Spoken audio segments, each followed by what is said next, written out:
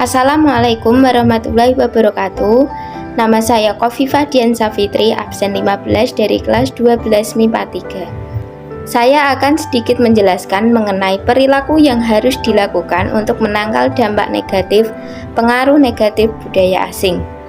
Seiring perkembangan zaman kemajuan ilmu pengetahuan dan teknologi, mau tidak mau, suka atau tidak suka, kita akan terlibat langsung dalam kemajuan iptek. Meskipun ada dampak yang ditimbulkan dengan adanya perkembangan iptek, kita harus bisa memilah-milahnya. Berikut penjelasannya.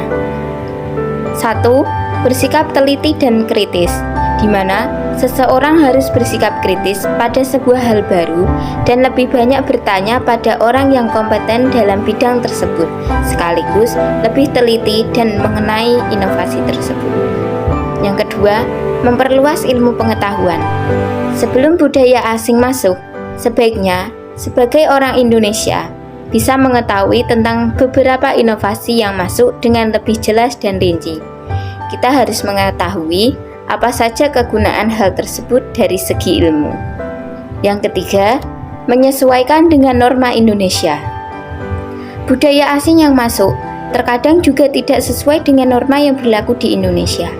Apabila kita melihat beberapa film dari luar yang memakai gaya hidup bebas dan menerapkan di sini, maka bisa melanggar beberapa norma yang berlaku di Indonesia, sebab melanggar norma kesopanan.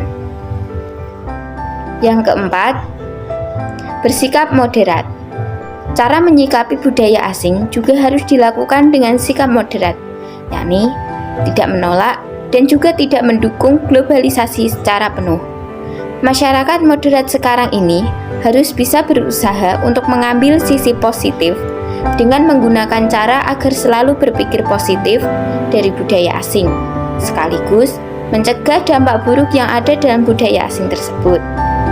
Yang kelima, ada menanamkan dan mengamalkan nilai Pancasila, di mana Pancasila sebagai ideologi dan juga dasar dari negara Indonesia, mutlak dan wajib dipertahankan sekaligus diwujudkan secara baik dan benar, sehingga nantinya harus bisa mewarnai semua aspek dalam kehidupan berbangsa dan bertanah air.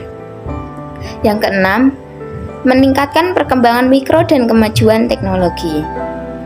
Indonesia sebenarnya mempunyai potensi dan juga kekuatan dalam usaha mikro, seperti menyediakan barang murah untuk rumah tangga atau ekspor, efisiensi dan juga fleksibilitas yang semakin tinggi, semangat usaha yang tinggi, profitabilitas yang tinggi, dan juga kemampuan untuk mengembalikan pinjaman yang juga tinggi.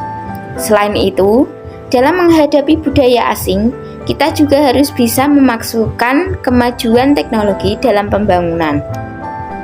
Yang ketujuh, ada bersikap selektif.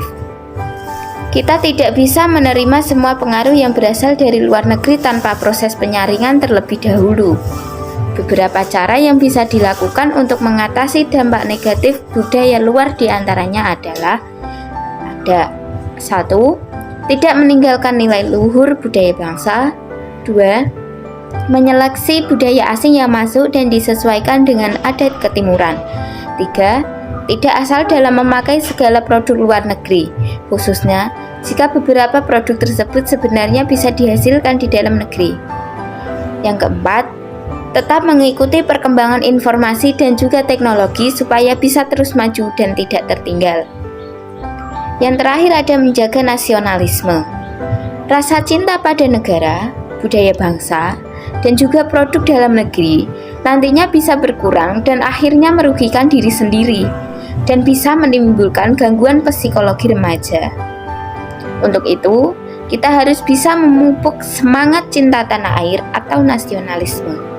Dan dalam menyikapi hal tersebut harus dilandasi dengan beberapa nilai. Seperti yang pertama, ada perjuangan bangsa Indonesia. Yang kedua, sikap dan juga perilaku cinta tanah air. 3. Wawasan dan kesadaran bernegara. 4. Mengutamakan persatuan dan kesatuan bangsa. Nah, tadi adalah penjelasan dari perilaku yang harus dilakukan untuk menangkal dampak negatif pengaruh negatif budaya asing. Sekian penjelasan dari saya. Apabila ada tutur kata yang salah mohon dimaafkan. Wassalamualaikum warahmatullahi wabarakatuh.